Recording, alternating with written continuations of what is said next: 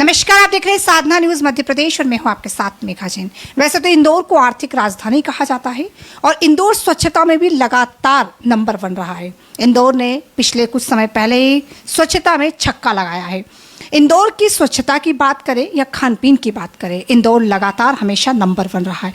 सिर्फ प्रदेश में ही नहीं बल्कि विदेशों में भी इंदौर की स्वच्छता ने कीर्तिमान रचा है।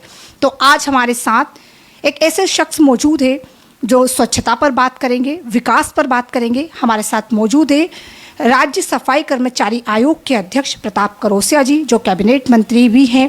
तो आइए सीधे उनसे बात करते हैं और जानते हैं कि इंदौर को लेकर उनकी क्या सोच है। सबसे पहले तो साधना न्यूज़ में आपका बहुत बहुत स्वागत है। धन्यवाद। प्रताप जी, आपको अभी नवनियुक्त तो आप सफाई कर्मचारी आयोग के अध्यक्ष बने हैं, इस पर क्या कहेंगे? देखिए, मध्य प्रदेश की भारतीय जनता पार्टी की सरकार जो वर्ष 2014 में सफाई कर्मचारी आयोग का गठन किया और इसके बाद अभी हाल ही में अप्रैल में 19 अप्रैल को मुझे भाजपा की यशस्वी मुख्यमंत्री भारतीय जनता पार्टी के आदरणीय सरकार के मुखिया शिवराज सिंह चौहान जी और प्रदेश अध्यक्ष वी.डी. शर्मा जी, प्रदेश संगठन मंत्री महामंत्री हितानंद जी, इन्होंने जो राज्य सफाई कर्मचारी आयोग में मुझे सामाजिक कार्यकर्ता होने के नाते भारतीय जनता पार्टी में अनुसूचित जाति मोर्चा में विभिन्न पदों पर रहते हुए मेरा चयन करके मुझे सफाई कर्मचारी आयोग का अध्यक्ष उन्होंने नियुक्त किया और कैबिनेट मंत्री का दर्जा दिया। तभी से मैंने लगभग मध्य प्रदेश के 34 जिले का मैंने भ्रमण किया है। आज भी देवास में सफाई कर्मचारियों के प्रतिनिधियों के साथ चर्चा है और कल 1 बजे सफाई कामगारों की ज्वलंत समस्याओं को लेकर देवास जिले में बैठक रखी है, शासकीय बैठक। मैंने अपनी जो सफाई कर्मचारी आयोग के अध्यक्ष होने के नाते 22 मई को मैंने अनूपपुर से अपनी बैठक का प्रारंभ किया।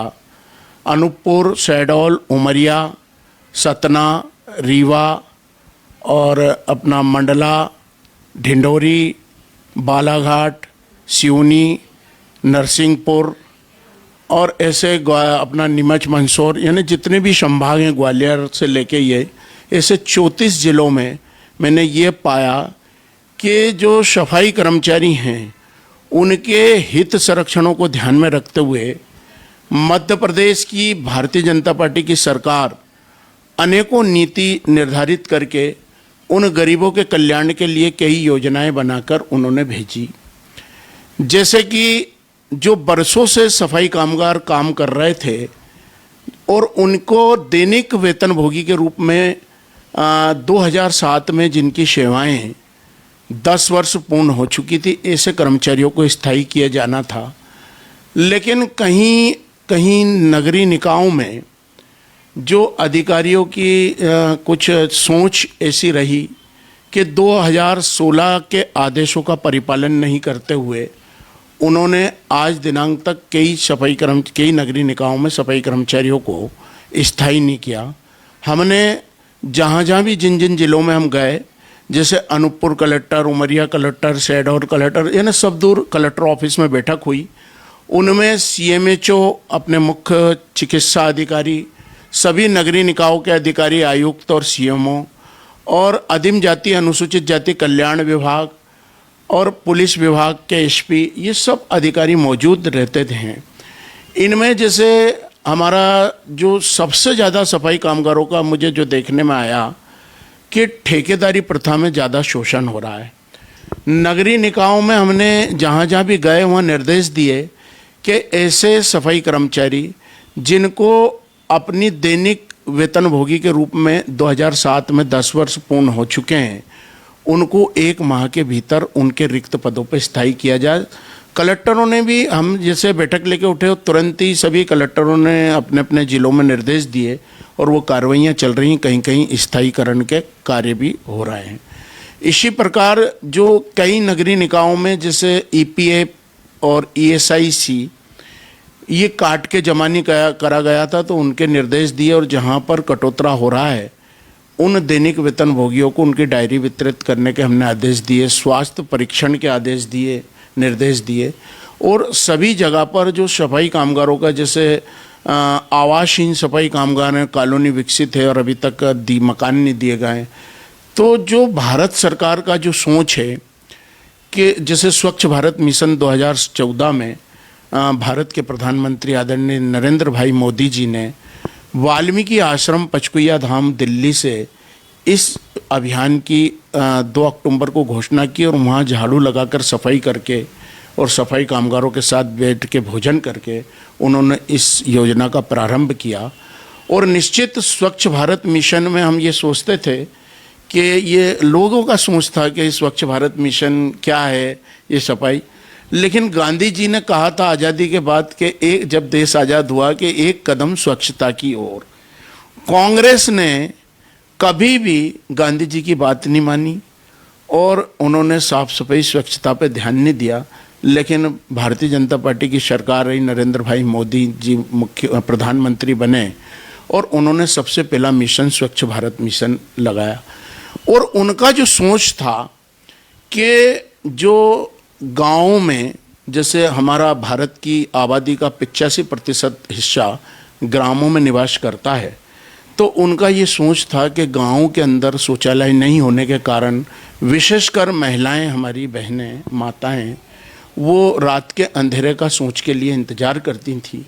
आज संपूर्ण भारत को ओडीएफ मुक्त किया है और लाखों शौचालय बनाने का निर्णय जो भारत सरकार का था, आज गांव-गांव में, घर घर में शौचालय हैं।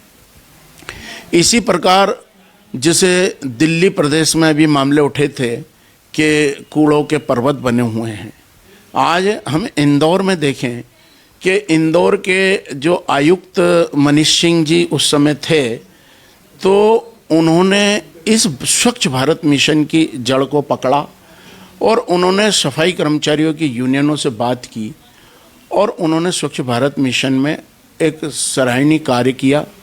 उनके सामने अनेकों कठिनाइयाँ आई, कई राजनीतिक दल और कामगारों की यूनियनों को उकसा के आंदोलित हुए, लेकिन जो हमारी जो यूनियनें थीं, ट्रेड यूनियनें, वो पूरी के पूरी मनीष सिंह जी के साथ रही।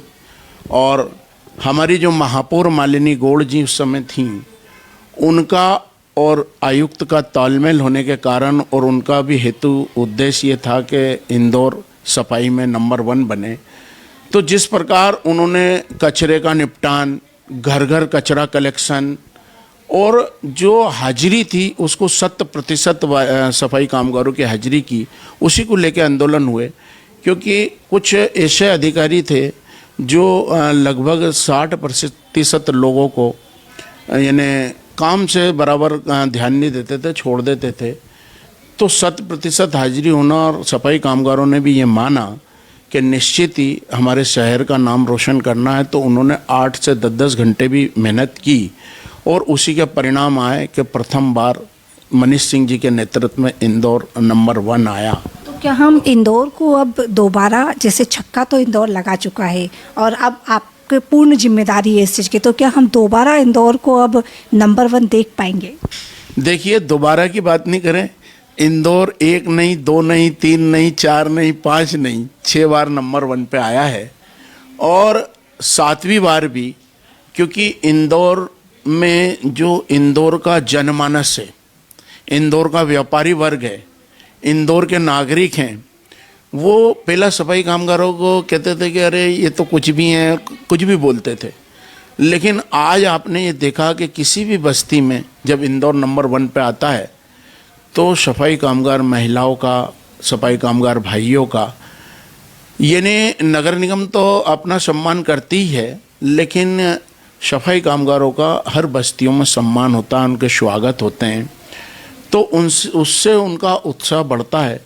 और निश्चित ही हमारा आज इंदौर का ऐसा कल्चर हो गया है कि साफ़ सफाई के मामले में तो हर नागरिक अपनी जिम्मेदारी समझता है कि कहीं भी कूड़ा कचरा नहीं मिले।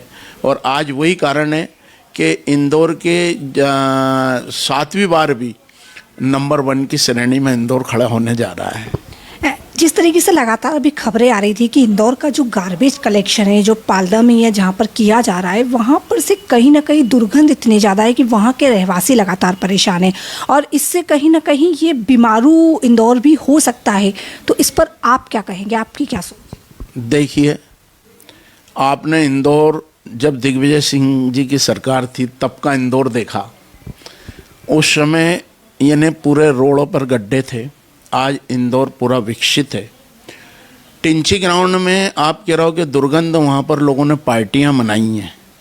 जो आप पालदा का टिंची ग्राउंड बोलते हैं, वहाँ पर बगीचा निर्मित हो गया है अच्छा, और दुर्गंध तो वहाँ 2-3 किलोमीटर दूर तक नागरिक परेशान थे और मक्खी मच्छर सब उस समय होते थे। लेकिन आज कहीं भी उस यानी कचरे का तुरंत निपटान होता है तो दुर्गंध का सवाल ही नहीं होता है। तो वहाँ तो इंदौर के टेंची ग्राउंड के आसपास कहीं भी दुर्गंध अब नहीं आती है। जो पहले लोग है ना बगैर मुंह पे कपड़ा रखे उधर से निकल नहीं सकते थे। अगर एसी गाड़ी में भी आदमी पूरा कांच बंद करके भी अगर टेंची ग्राउंड के सामने से जब निकलता था तो वास्तव में उस गाड़ी के वाहन के अंदर भी दुर्गंध आती थी। हाल ही में जो सफाई कर्मी की मौत हुई, हमने देखा कि किस तरीके से वो 2 सफाई कर्मी की डेथ हो गई। उस पर आपने 10 लाख रुपए का मुआवजा भी उन्हें दिया है, इस पर क्या कहें?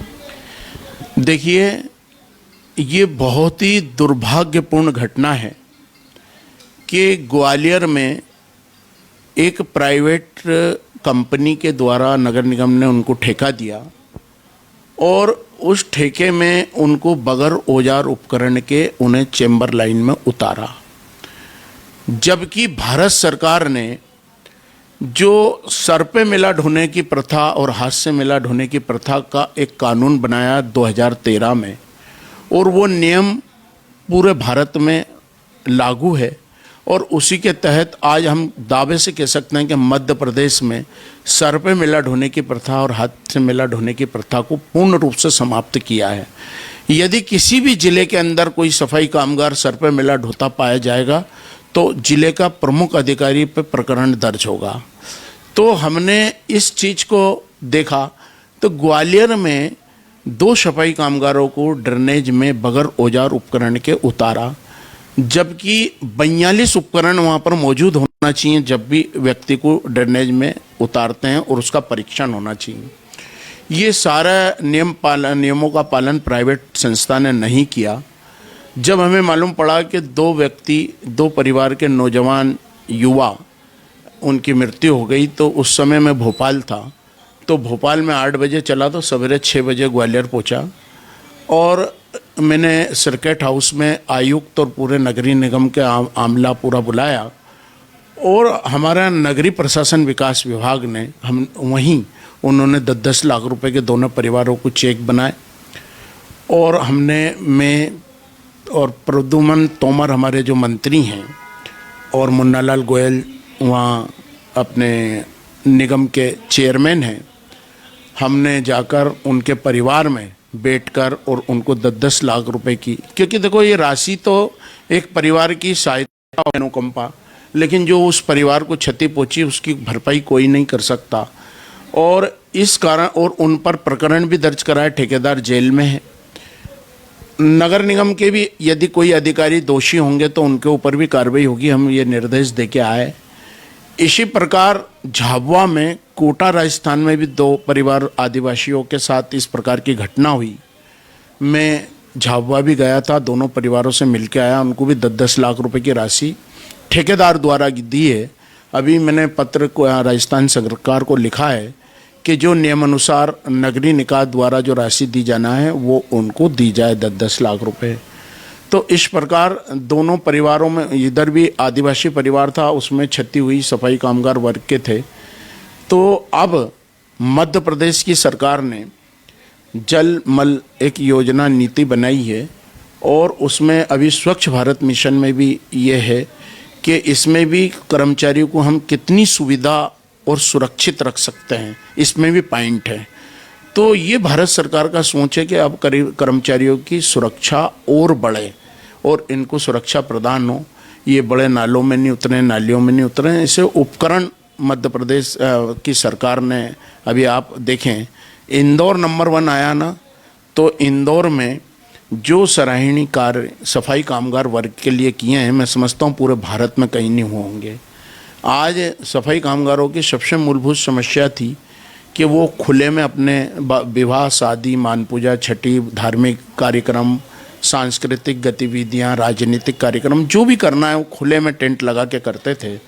आज मैं गर्व से कह सकता हूँ कि हमारे मनीष सिंह जी आयुक्त थे, प्रतिभा पाल जी थीं, इन्होंने और आशीष सिंह जी, इन्होंने 17 धर्मशालाएं वाल्मीकि समाज को, सफाई कामगार वर्ग को बनाकर दी।